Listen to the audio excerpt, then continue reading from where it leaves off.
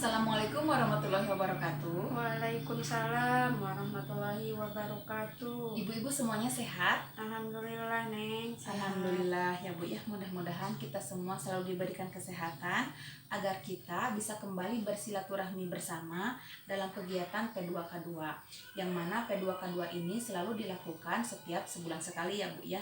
Ibu-ibu jangan bosan-bosan, kita harus tetap semangat karena ini merupakan suatu kewajiban kita sebagai peserta PKH.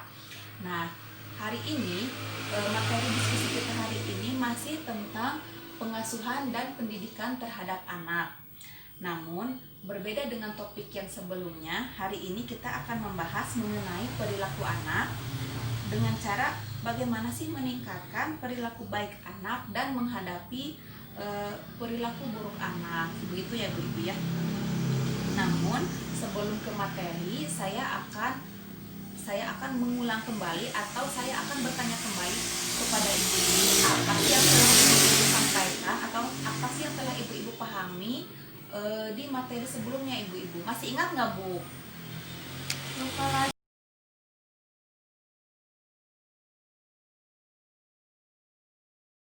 Wah, masih beragam ya Bu ya.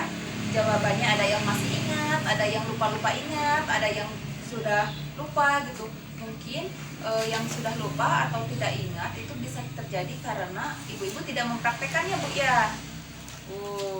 Nanti kalau misalnya materi kita ini selesai, ibu coba praktekkan ya Bu ya, biar kita nanti selalu ingat. Nah, bagi yang masih ingat, apa sih materi yang sebelumnya kita pelajari Bu? Pinter. Kita kasih aplaus ibu ya dengan cara kita tepuk mantul buat ibu-ibu yang tadi bisa menjawab atau masih mengingat apa materi apa saja yang sudah disampaikan di bulan sebelumnya. Yuk Bu, saya pimpin ya Bu ya.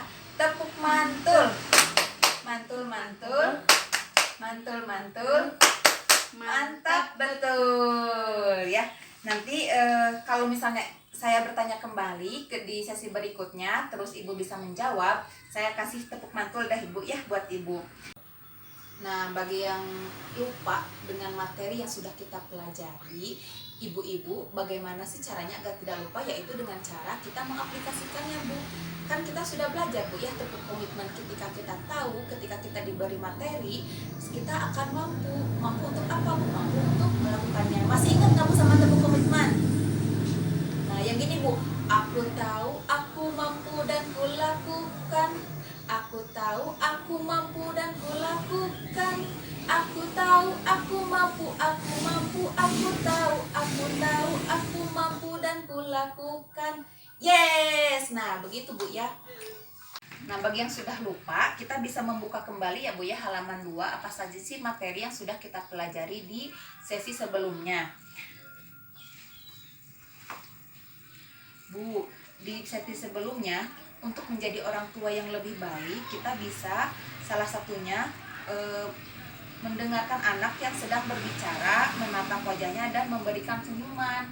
Selain itu, membelai rambut anak atau mengusap kepalanya itu juga membuat perasaan anak itu akan bahagia Bu ya. Karena apa? Karena anak yang kurang belayan dari orang tua itu akan berbeda karakternya dari anak yang full kasih sayang dari orang tuanya Bu ya, dan lain sebagainya. Nah, saya ingin bertanya, bagaimana sih ibu mempraktekkan cara tersebut di rumah Bu? Bagi tadi yang sudah mengaplikasikan,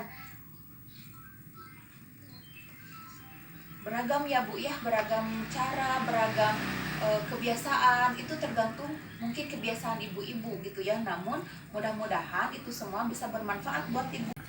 Nah, nanti bagi ibu-ibu yang belum mempraktekkan atau kemarin tidak hadir pada materi sesi sebelumnya, ibu-ibu jangan sungkan ya Bu ya untuk mempraktekkan materi yang kita pelajari, karena materi tersebut itu bagus kok Bu, tidak bertentangan sama kaidah agama, tidak bertentangan sama peraturan-peraturan, malah materi tersebut bertujuan untuk menjadikan keluarga yang lebih bahagia lagi Bu ya. Kenapa tujuan materi tersebut adalah menjadikan keluarga yang lebih baik, agar generasi penerus kita itu menjadi generasi yang lebih baik Bu. dari perilaku dulu, dari karakternya dulu. Ketika karakter itu baik, nanti akan mencetak generasi-generasi yang baik pula. Nah, sebelum jauh ke generasi penerus, dari dalam keluarga dulu Bu yang harus kita benahi. Bagaimana sih supaya anak merasa bahagia dengan cara kasih sayang yang full dari kedua orang tuanya. Nah, nanti akan kelihatan perbedaannya, mana anak yang bahagia dalam keluarga dan mana anak yang merasa dirinya merasa tidak dianggap sama keluarga, bahkan mungkin tidak diinginkan. Nah, contoh-contohnya banyak Bu. Ketika misalnya bahagia, anak pasti tertawa. Namun sebaliknya, ketika anak tidak bahagia, bisa dia buruk atau apa. Nah, selain itu, semakin sering orang tua memberikan perhatian pada sikap baik anak, maka akan mendorong anak untuk selalu berperilaku baik seperti yang sudah tadi saya terangkan ya Bu ya. Nah, nanti kita akan bahas lebih jauh lagi di materi. Ini baru pembukaan ya Bu ya. Kita langsung ke materi yuk.